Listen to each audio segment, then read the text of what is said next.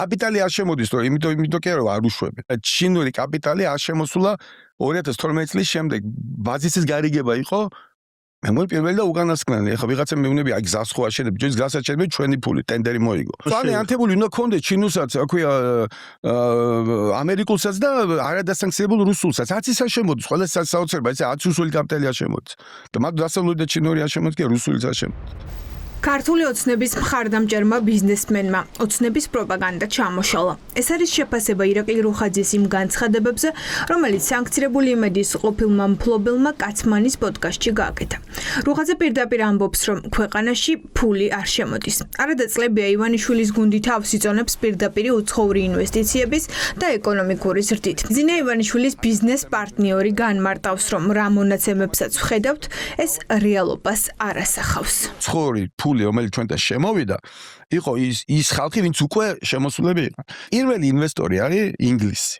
2024 წელს ინგლისელი ინვესტორი მე თვალით არ მინახია საქართველოში. ეს რატო? იმიტომ რომ ეს არის ორი ბანკი. მეორე ადგილას არის ნიდერლანდები, საერთოდ არ მინახია ჰოლანდიელი ინვესტორი აქ, მაგრამ ყველა ჩემი კომპანია ნიდერლანდულია, ერთი მაგთე არის ამერიკული. და ესეც არის ირაკლი რუხაძისნაირი ხალხი, რომელსაც აქვს კომპანია, უბრალოდ კარგი ორმაგი დაბეგვრის და ინვესტიციების დაცვის ხელშეკრულება გვაქვს ნიდერლანდებთან და ამიტომ იქიდან შემოგვაქვს ფული. ეს არის სუქართული ფული. ანუ გარეფული საერთოდ არ შემოდის, არც ჩინური, არც რუსული, არც ამერიკული, არც ჰოლანდიური, არც ინგლისური. 86% არის ჩვენი ფული.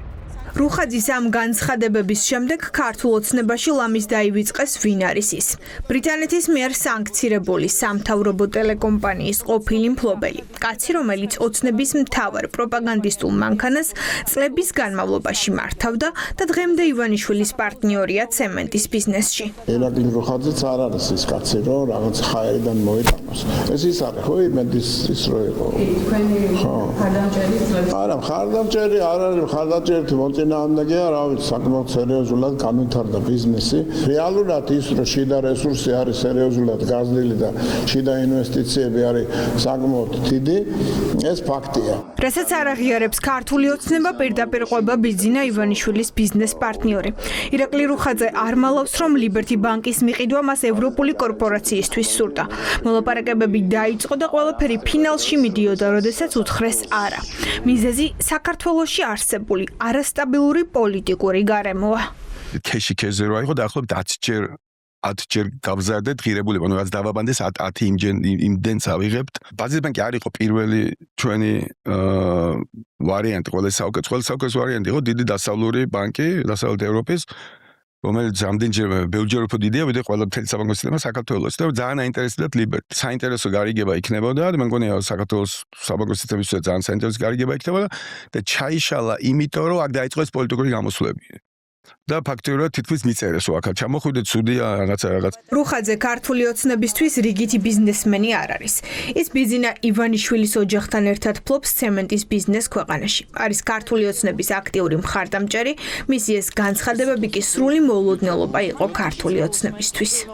ქართული ეკონომიკის ქართული ფული რითია ცუდი, არ ვიცი, სხვა ფულზე. საუკეთესო პასუხი არის მისივე კომპანიების ძალიან კარგი განვითარება და მოგება ამ წლების განმავლობაში. თუ ფული არ შემოდის, თუ ეკონომიკა არ ვითარდება, თუ ბიზნეს საქმიანობა არ ვითარდება, მაშინ რანაირად მიიღო ამ ხელა მოგება ამ წლების განმავლობაში. გავიხედოთ რა ხდება მთელ სოფლიოში, რა ვითარება, რა კონფლიქტური პრობლემები ისინია ვითარება, რამდენადაც შესაძლებელია, რა თქმა უნდა, უცხოური ფული შემოდის და შემოვა მომავალშიც. რასაც ოცნება ინვესტიციას უწოდებს, რეალურად რეინვესტირება. ანუ საქართველოში გაკეთებული ფულის ჩატრიალება. ინვესტიციად ვერ ჩაითვლება ვერც ახლახანს ლიბერთი ბანკის ჩინელებისთვის, ანუ ბაზის ბანკისთვის მიყიდვა. ირკვევა, რომ ჩინურმა კომპანიამ ლიბერთის შესაძენად ფული აქ საქართველოში TBC ბანკისგან ისესხა.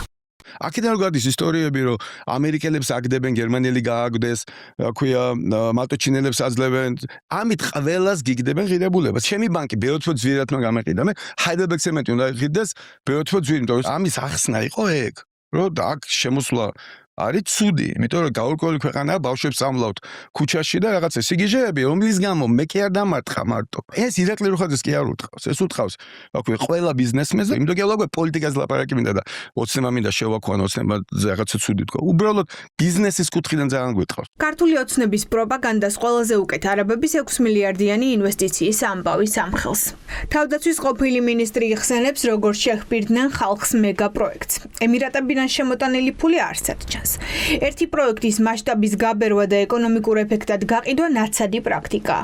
რეალობა ასეთია. ინვესტიციები ევროპიდან და ამერიკიდან კი არა, სტრატეგიულ პარტნიორად გამოცხადებული ჩინეთიდანაც კი არ გვაქვს.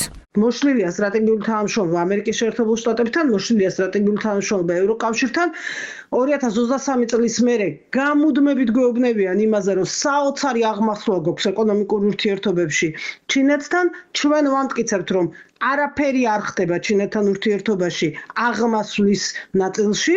ერთადერთი რამ ხდება, რომ ჩინეთი მაქსიმალურად შეიწოვს ყველა შესაძლებლობას, ყველა რესურსს, რომელიც საქართველოში არსებობს საკუთარი სარგებლისთვის, როდესაც რისკები ესეთი მაღალია, პოლიტიკური არასტაბილურობის ნიშნული არის უმაღლეს წერტილზე და წითელი ფერით არის მონიშნული. გასაკვირი არ არის, რომ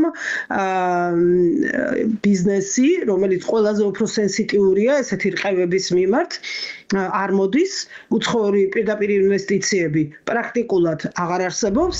მარტივია უკანასკნელი მონაცემების ნახვაც. პირდაპირ უცხოური ინვესტიციები პანდემიამდე ნიშნულსაც კი ვერ დაუბრუნდა. 2025 წელს მილიარდ 688 მილიონი დოლარის ინვესტიცია გვაქვს. ეს იმაზე ოდნავ მეტია, ვიდრე 2024-ში, თუმცა წინა წლებზე ბევრად ნაკლები. შავი თეთრზე წერია ეს ყველაფერი, რომ რეინვესტირებაა ქვეყანაში. ეხლა ერთ-ერთი ესპანურ ინვესტიციას თუ არ ჩავთვლით, რომელიც შემოვიდა აქვალიას სახით, სხვა პრინციპში ისეთი ინვესტიცია მე რეალურად უცხოური ინვესტიცია მე არ მახსენდება, რომ ქვეყანაში შემოსულიყო. რაც შემოდის, ეს არის რეინვესტირება, რომელსაც ისე უკან ატრიალებენ არსებული ინვესტორები. ერთი რომ პირდაპირ უცხოური ინვესტიციები ძალიან შემცირებულია განსაკუთრებით ბოლო 2 წლის მანძილზე. და მეორე, რაც აღირიცხება პირდაპირ უცხოურ ინვესტიციად, იმის 80%-ზე მეტი არის ადრე გაკეთებული ინვესტიციების რეინვესტირება. რიცხვები ყველაზე კარგი დასტურია, რომ ოცნების რეკორდული ზრდის ნარატივი რეალურად არ არის სტაბილური. ფული მოდის იმ კომპანიებიდან, ვინც უკვე აქ არის და წლებია საქართველოში ბიზნესს აკეთებს.